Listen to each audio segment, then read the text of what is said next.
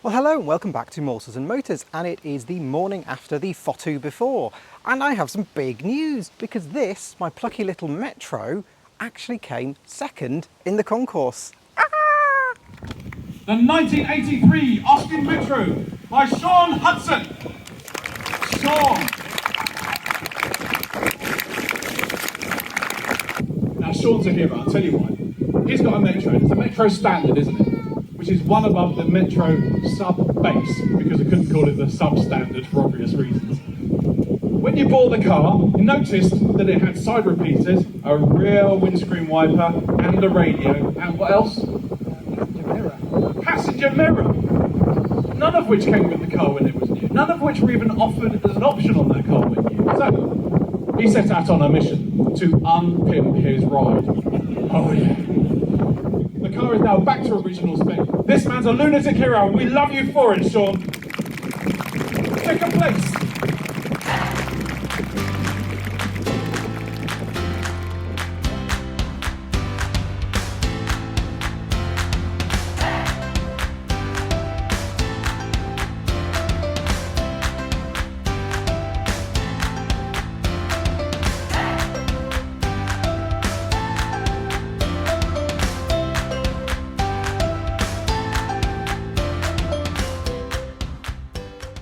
So yeah, it was a fantastic day. We set off at about 7 o'clock in the morning. We met up with the great and good of automotive social media in a McDonald's nearby, and then we all convoyed to the venue at Grimsthorpe Castle. There are about 50 cars in the concourse. I think they said there were 50, but there was actually a couple of dropouts at the last minute, I think, because there weren't quite that many.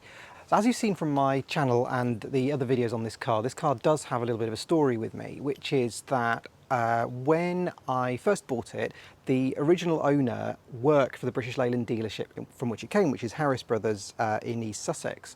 And he had added a few bits and pieces to the car over the years to improve it for his son and daughter, who'd both sort of used the car, I think. So things like a passenger door mirror, an extra fog light, side indicator repeaters on the wings, that kind of thing. But I, as you well know, love originality. And for me, I had to take this car back to standard specification. So in the boot, I've got all the bits that I've taken off. So the judges came around to have a look at my car. There was Danny Hopkins from Practical Classics, there was John Bentley, Tanya Field, Stephen Copley from Autocar, and Sam Skelton, and they just loved what I'd done in the boot, and I think that's why they eventually awarded me the second place trophy, because I have taken all the bits that I've taken off the car and I kind of marked them up to show what I'd done. So there's the passenger door mirror, which would only have been on an MG Metro in 1983 spec. Side indicator repeaters would have been from HLE and upwards. The rear left fog light would have been from the L or upwards. Handbrake grip on an L or upwards. Head restraints on an L or upwards. And a few other bits and pieces as well, like an economy damper, the radio I took off as well. And all of this was in my quest for originality. And yeah, they really loved it. And when Danny Hopkins brought me out on stage to chat to me and award me the award, he called me a lunatic. Which I quite like. I'll take that. I'll take being a lunatic in this world. But this is what I think for me makes an exceptional car, because this is an Austin Metro standard. And in the 70s and 80s, the trim level just was king. It was the thing that people knew. And you knew that if someone was driving a base Metro, that they weren't as well to do as someone who was driving a Van den Pla, or they weren't as sporty as someone driving an MG, or they weren't as sort of middle of the road as someone driving an L. And that could be extended to other manufacturers. Ford, you know, if you're driving a Popular, you were a bit down at heel. If you were driving a Gear, you'd made it. And you knew from the badge on the back of your car where you stood in social standing. And so for me, that is a really important part of car history that we've completely lost now, because on the back of, there's no trim levels on the back of any car. You've no idea. If it's a BMW SUV, you've no idea if it's anything posh, middle, bottom. It just doesn't exist anymore because everything's pretty well equipped. But yeah, I just love that little slice of history and that little slice of kind of street furniture that was around when I was growing up.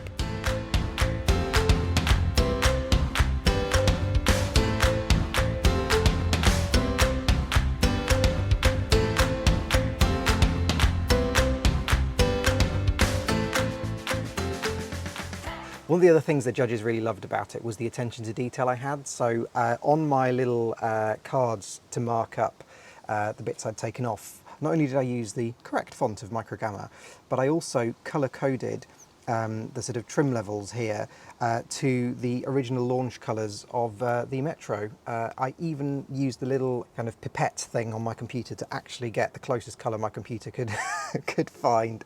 Yes, I know I'm a very sad man, or as Danny Hopkins says, a lunatic. The only thing that remains for me to do is take you around a tour of all the blanking plates on my car that took me 2 years to find. We have the rather delicious passenger mirror door blank, and actually most Metros didn't have a passenger door mirror. It was really only the MGs that came with them as standard.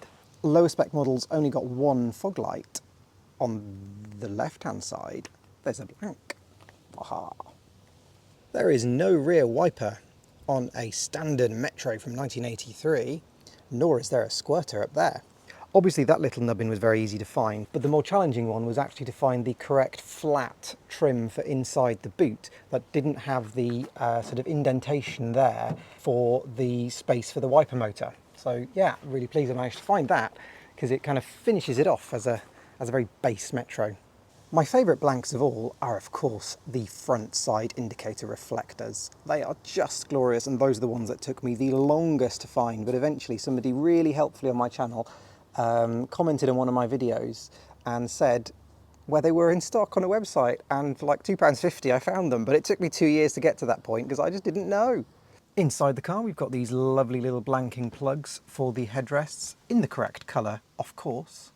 And these ones are quite hard to find, the switch blanks here for the switch panel. This is for the rear wiper, which obviously needed to be blanked up before I could remove the switch.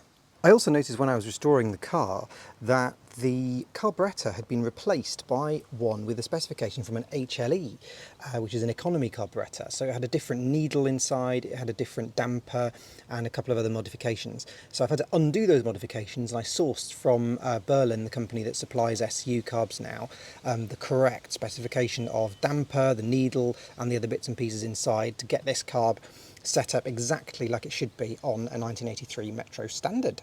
And that brings me to another point. This is the Metro Standard, although it's not badged as anything, but it's referred to as a standard in the literature.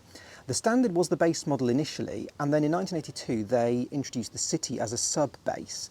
If you're interested, a couple of differences the City had to really strip it out is that it didn't even have bulbs inside the reverse light lenses. It didn't have a parcel shelf.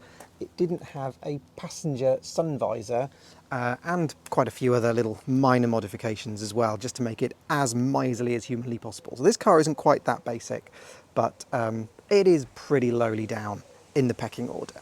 Well, there we have it. Thank you very much indeed for watching this short little update on me and my Metro and my fabulous little second place trophy. I'm absolutely delighted. I'm really chuffed. I'm glad that my geekiness, nerdiness and base model brilliance obsession has paid off, and that other people appreciate it as well. So there you go. Thanks ever so much for watching, and I'll see you in the next video. Bye.